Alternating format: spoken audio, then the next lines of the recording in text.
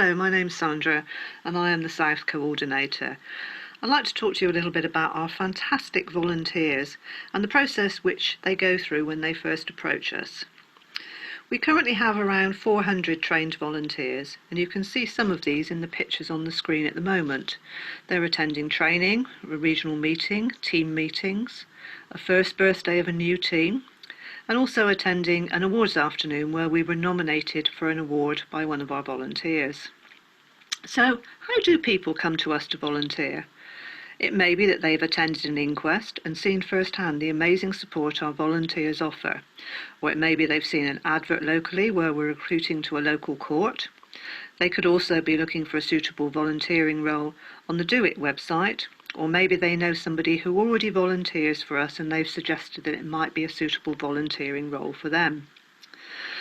The journey starts with us receiving an application form, which can be downloaded from our website, where there is full details on the volunteering role, or an application pack can be emailed to the potential volunteer.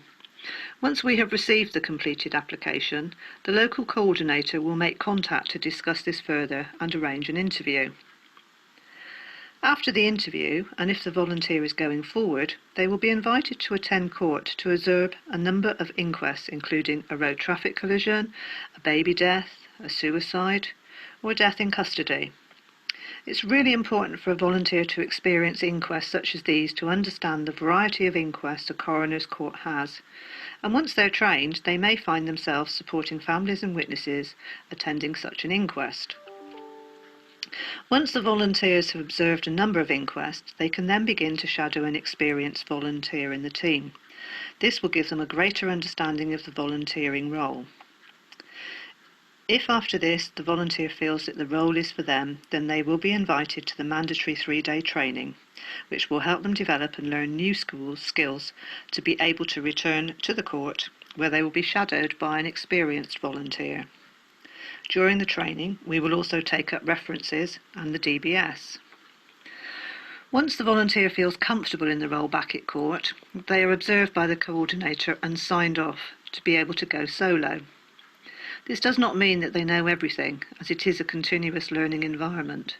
Every inquest is different, and dealing with people and bereavement can be difficult. As you can tell, this is not a quick process and can take approximately 4 months as we assess the suitability of the volunteer at different stages. Equally, it is just as important for the volunteer to feel it is the right role for them.